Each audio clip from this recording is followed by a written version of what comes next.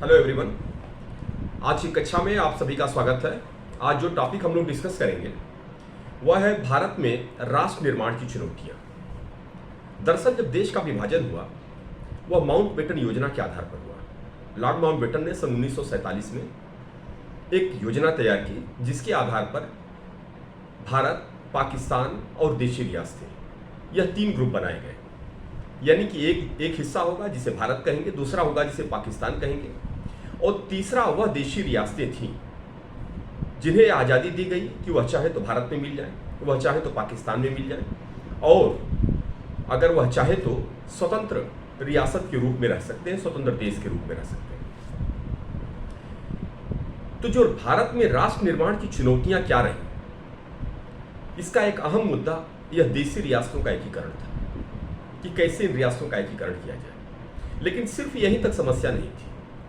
इस समस्या को समझने के लिए थोड़ा और पहले चलते हैं। जो हमारा देश था इसमें आज़ादी की लड़ाई लड़ने के दौरान जो मुस्लिम लीग थी उसने पृथक राष्ट्रीयता के नाम पर एक अलग देश की डिमांड की।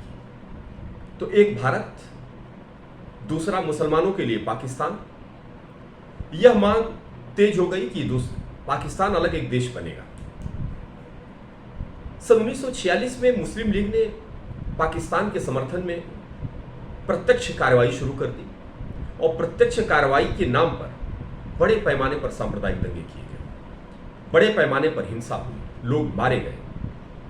यह तय था कि अब देश का विभाजन होना ही होना है। अंग्रेजों ने 1945 के बाद ब्रिटेन में जब चुनाव हुआ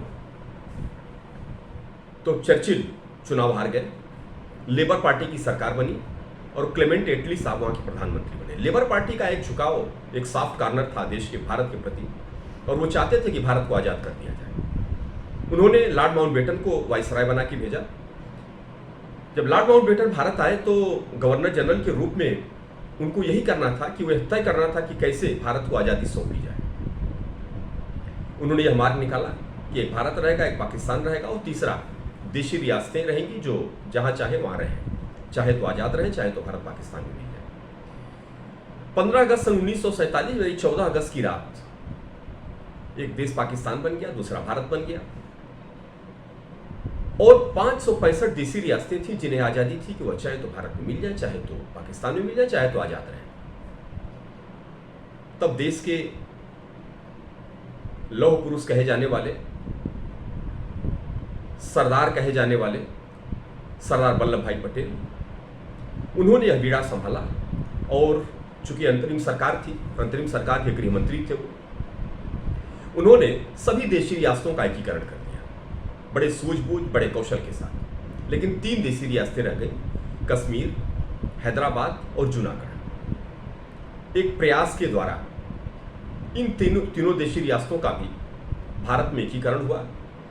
आप सब जानते हैं कि कश्मीर समस्या एक विकट समस्या के रूप में बनी रही बाद के वर्षों तक, और आज हाल के वर्षों में आप देखिए कि पाकिस्तान अक्सर इस मुद्दे को लेके भारत के प्रति एक दुष्प्रचार करता है। तो कुल मिला के इन 3 देशी रियासतों का भी एकीकरण हो गया। और इसी समय जो इंस्ट्रूमेंट ऑफ एक्सेशन था, यानी कि देशी रियासतों का विलयकरण था, उसमें प्रीवी पर्स की शर्त रखी गई थी। प्रीवी पर्स का मतलब कि जो देशी राजा देशी रियासतें भारत में मर्ज कर रही हैं उनको एक निश्चित अमाउंट दिया जाएगा उनके अपने जीवन निर्वाह के लिए, राजाओं को, और उसे प्रीवी पर्स कहते थे। हालांकि बाद में सन 1969 में आके प्रीवी पर्स की इंदिरा गांधी ने समाप्त कर दिया और 14 बैंकों का राष्ट्रीयकरण कर दिया था, निजी बैंकों का। तो यह बाद में हुआ। तो देशी रियासतों का एकीकरण एक बड़ा समस्या था। फिर उसके बाद भाषाई विवाद। यह तो 2 संप्रदायों का मामला था, भारत पाकिस्तान बना तो कुछ समस्या का समाधान हुआ। फिर भाषाई विवाद था। इस देश में हिंदी को राष्ट्रभाषा बनाए जाने का एक कड़ा विरोध हो रहा था, विशेष रूप से दक्षिण भारत के राज्यों द्वारा। दक्षिण भारत के राज्यों ने इतना कड़ा विरोध किया कि पृथक तेलुगु राज्य की स्थापना के लिए एक रामलू ने एक लंबा आंदोलन चलाया, आमरण अनशन पर रहे और आमरण अनशन के दौरान उनकी मृत्यु हुई।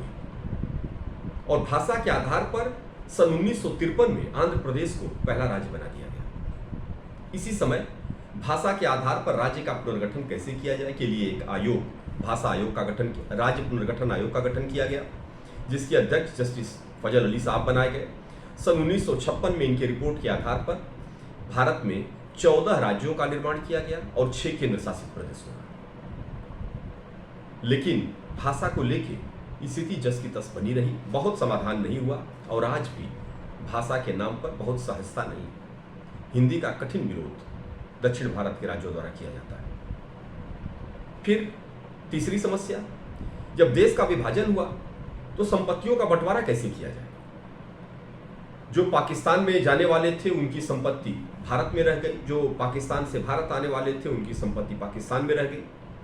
तो इन संपत्तियों का बंटवारा कैसे किया जाए। यह तय किया गया कि ठीक है, अभी आबादियों का आदान प्रदान कर लिया जाए, जनसंख्या का, फिर बाद में आकलन करके, कैलकुलेशन करके फिर इसको सेटल कर लेंगे। आप सब जानते हैं कि यह सेटलमेंट कभी नहीं हुआ।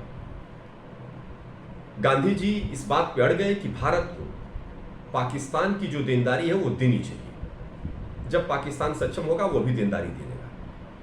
और गांधी जी की जिद के कारण भारत ने लगभग 90 लाख रुपया की जो जिम्मेदारी थी वह दिया उसको पाकिस्तान में। लेकिन पाकिस्तान ने अपनी जिम्मेदारी कभी नहीं निभाई और भारत के प्रति जो उसकी देनदारी थी उसको कभी वापस नहीं की। इसके अलावा और क्या समस्या थी। देश आजाद हुआ, संसाधन थे नहीं, लोगों के पास खाने के लिए अन्न नहीं था, तो कैसे उनके लिए खाद्यान्न की व्यवस्था की जाए, एक बड़ी चुनौती थी। तो प्रथम पंचवर्षीय योजना में कृषि को सबसे बड़ा लक्ष्य बनाया गया और प्रथम उद्देश्य बनाया गया, खाद्यान्न उत्पादन को बढ़ाया जाए।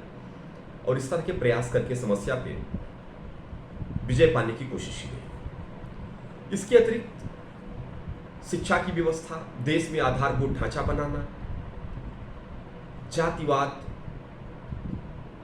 तमाम तरह की और समस्याएं थी जो भारत में राष्ट्र निर्माण के मार्ग में चुनौती बनकर खड़ा रही। इसके पहले कि हम ये चैप्टर वाइंड अप करें, आपको यह भी बता दें कि राष्ट्र और राज्य दोनों एक नहीं होते। अक्सर हम कंफ्यूज कर जाते हैं, राष्ट्र और राज्य को एक ही संदर्भ में यूज कर देते हैं। आपको बता दें कि राज्य एक राजनीतिक अवधारणा है जिसके लिए 4 तत्वों की जरूरत है: जनसंख्या, भूभाग, सरकार और संप्रभुता।